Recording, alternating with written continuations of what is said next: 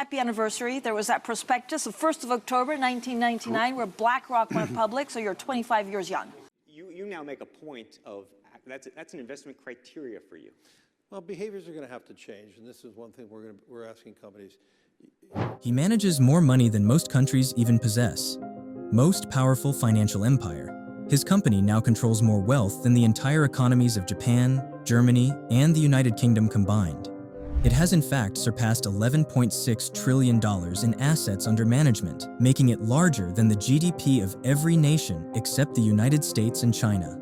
Every investment decision, every market movement, every economic crisis, they are all influenced by this single man and his financial empire. Only one company in the world manages more than $10 trillion. Quick, what's the most powerful financial institution you can think of? Goldman Sachs? Is it JP Morgan? Maybe Berkshire Hathaway? Whichever one came to mind, the chances are that BlackRock is bigger, much bigger, and it changes everything.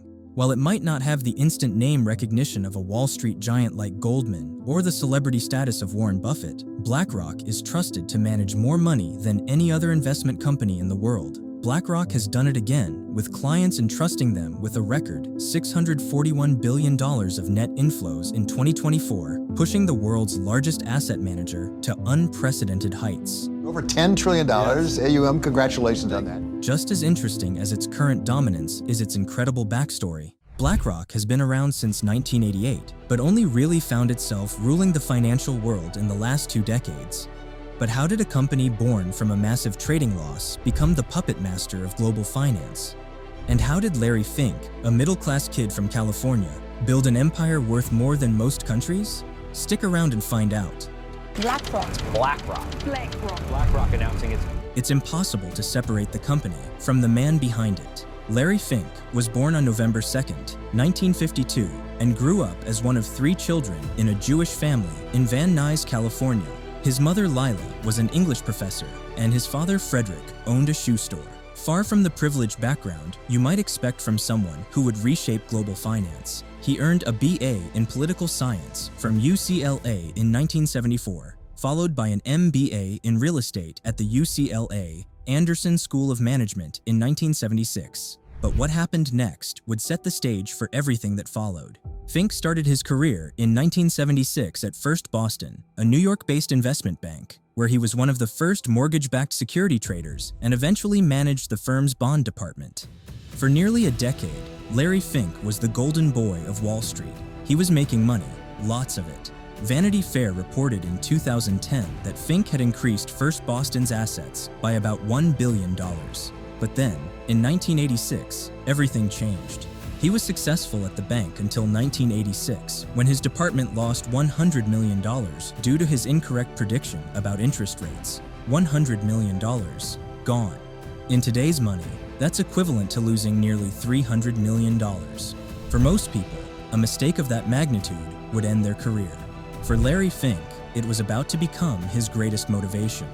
The experience influenced his decision to start a company that would invest clients' money while also incorporating comprehensive risk management. The humiliation of that massive loss burned into his consciousness. He became obsessed with one question: how do you prevent this from ever happening again? BlackRock was founded in 1988 by Larry Fink, Robert S. Capito, Susan Wagner, Barbara Novick, Ben Golub, Hugh Frater, Ralph Schlosstein, and Keith Anderson to provide institutional clients with asset management services from a risk management perspective. But this wasn't just another Wall Street startup story. Fink, Capito, Golub, and Novick had worked together at First Boston, where Fink and his team were pioneers in the mortgage-backed securities market in the United States. They all knew about Larry's $100 million loss. They all understood that this new venture was born from failure, motivated by the desire to never repeat those mistakes. Initially, Fink sought funding for initial operating capital from Peter Peterson of the Blackstone Group, who believed in Fink's vision of a firm devoted to risk management. Peterson called it Blackstone Financial Management. In exchange for a 50% stake in the bond business, Blackstone initially gave Fink and his team a $5 million credit line. $5 million. That was it. That was the seed money that would eventually grow into an empire worth more than $11 trillion. But here's the thing, Fink's vision wasn't just about making money. It was about something far more revolutionary, using technology to understand and control risk like never before. His vision was clear: to use technology to develop a deep understanding of the risks associated with all investments, thus offering more stable and secure solutions for his clients. This wasn't just another asset management firm. This was going to be a technology company that happened to manage money.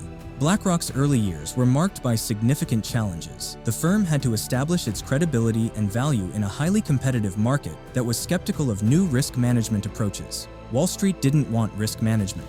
Wall Street wanted profits. Fast, massive profits. Fink was trying to sell caution in a world that rewarded recklessness. But Larry Fink had learned something that his competitors hadn't. The most dangerous risk is the risk you don't see coming. The company's initial strategy focused on developing robust risk analysis systems, culminating in the creation of Aladdin, a proprietary technology platform that provides comprehensive analysis of investment risks. Aladdin: asset, liability, debt, and derivative investment network. It sounds technical, but this system would become BlackRock's secret weapon. Aladdin is a sophisticated technology platform that analyzes investment risks for clients. It processes over 200 million calculations weekly and manages portfolios worth over $20 trillion globally. Think about that for a moment. $20 trillion.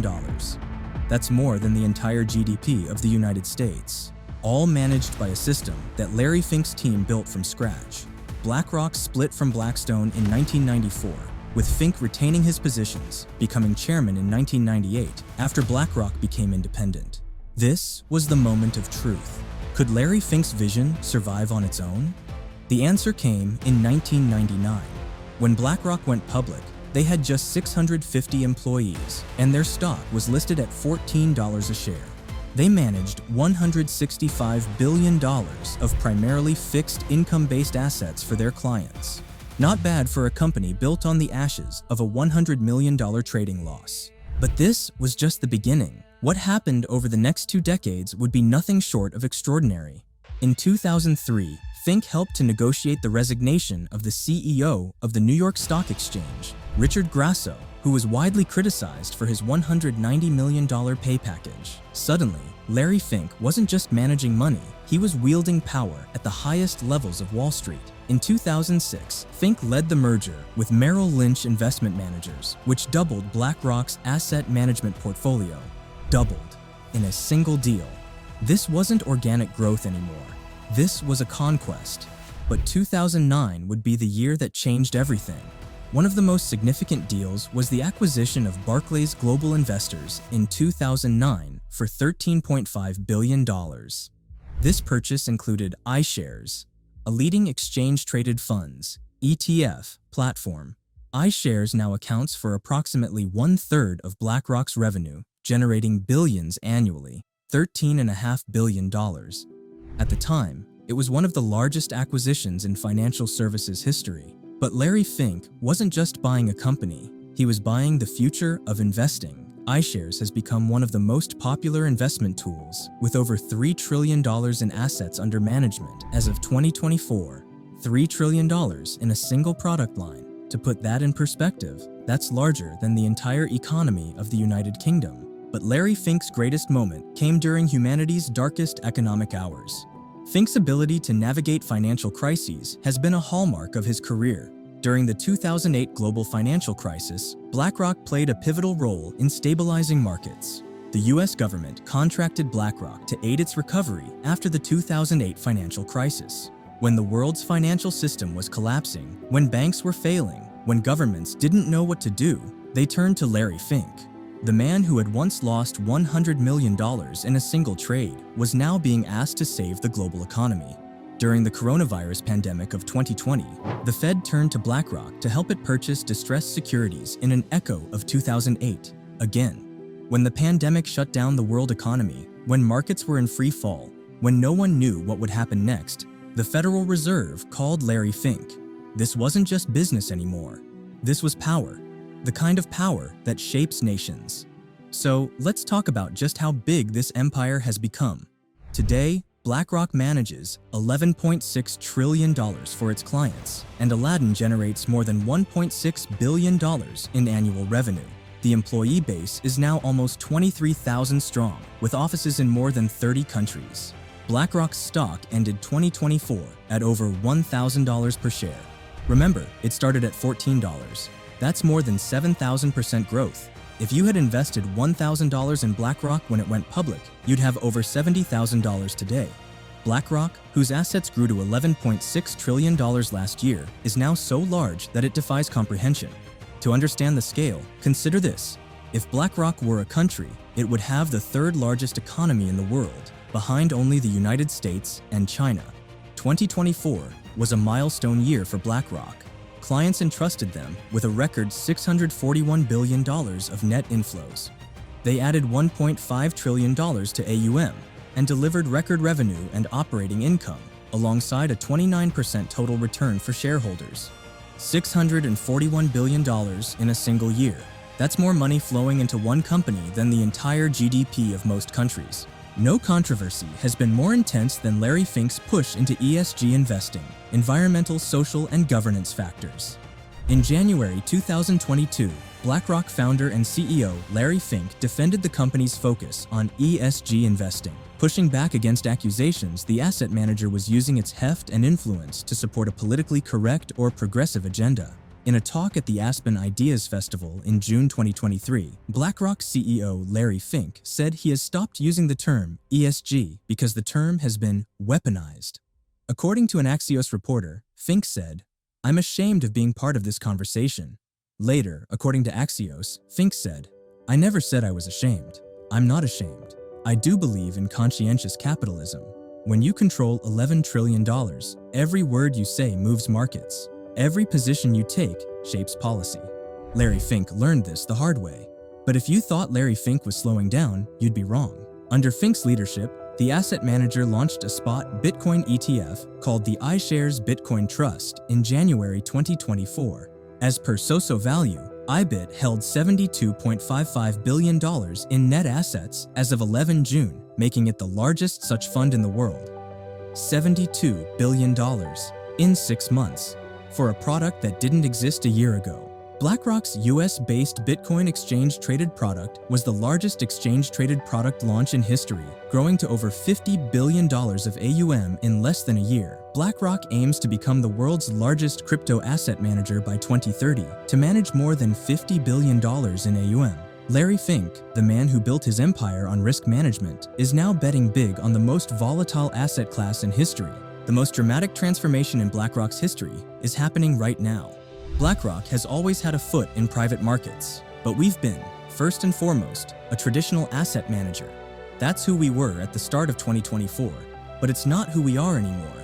The compensation incentive comes after the New York-based asset manager aggressively expanded into rapidly growing private markets through several bumper acquisitions in 2024. BlackRock spent about $25 billion last year on infrastructure investment fund, Global Infrastructure Partners, and private credit business, HPS Investment Partners, $25 billion in a single year on acquisitions. As for private credit, Fink praised BlackRock's decision to buy HPS Investment Partners for $12 billion. The deal, expected to close sometime in 2025, will add $148 billion in assets to BlackRock's existing $89 billion private debt platform. But Larry Fink sees something even bigger coming. The executive touted infrastructure investing as having an opportunity so vast, it's almost hard to grasp.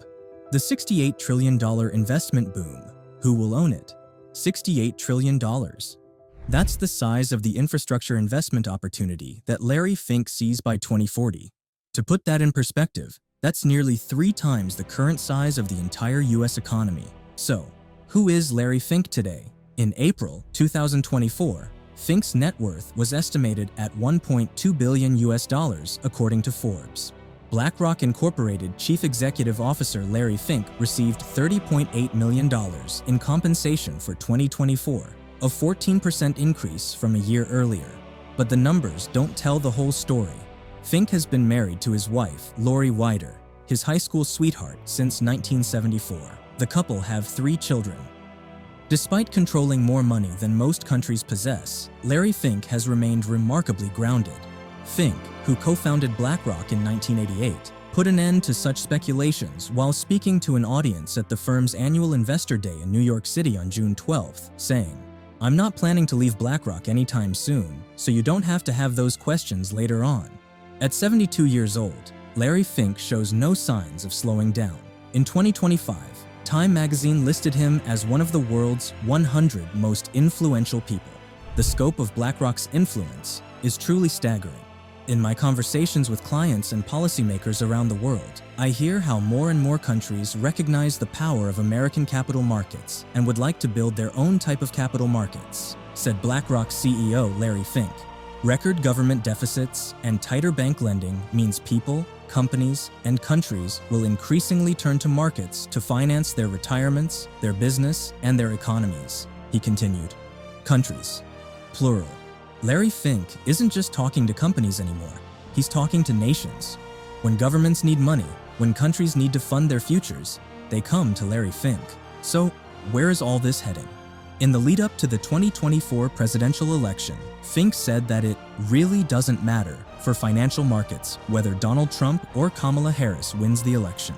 When you control $11 trillion, politics becomes secondary to economics. In March 2025, following weeks of poor performance by U.S. stocks amid actions by the Donald Trump administration, Fink said, "Protectionism has returned with force."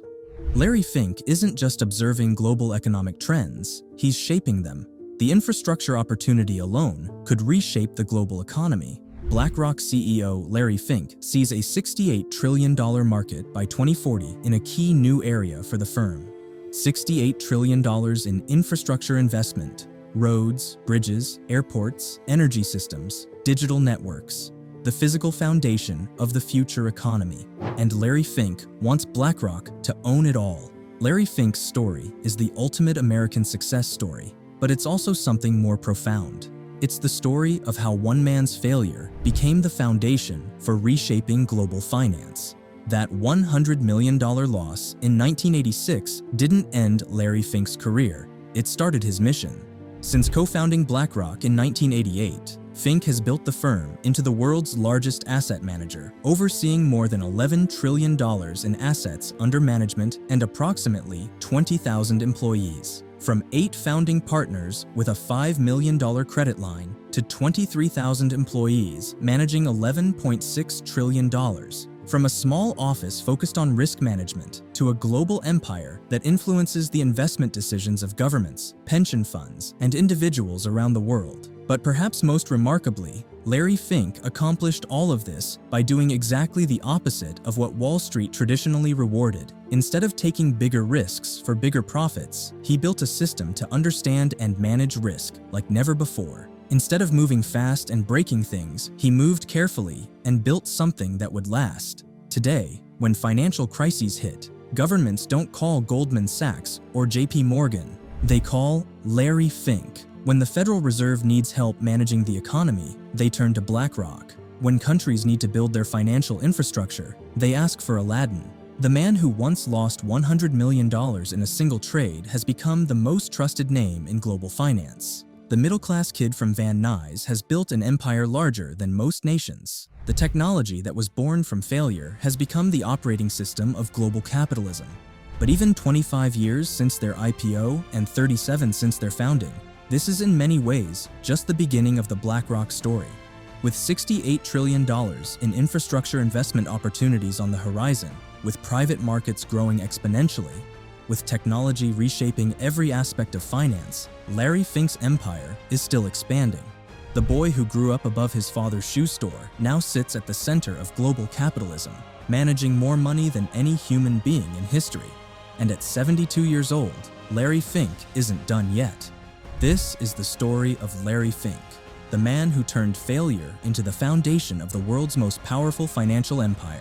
The man who built a $10 trillion dynasty from the ashes of a $100 million mistake.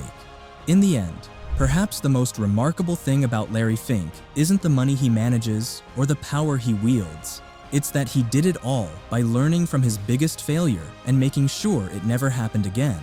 In a world that rewards risk-taking, Larry Fink became the king by mastering risk management. And that, perhaps, is the most powerful lesson of all.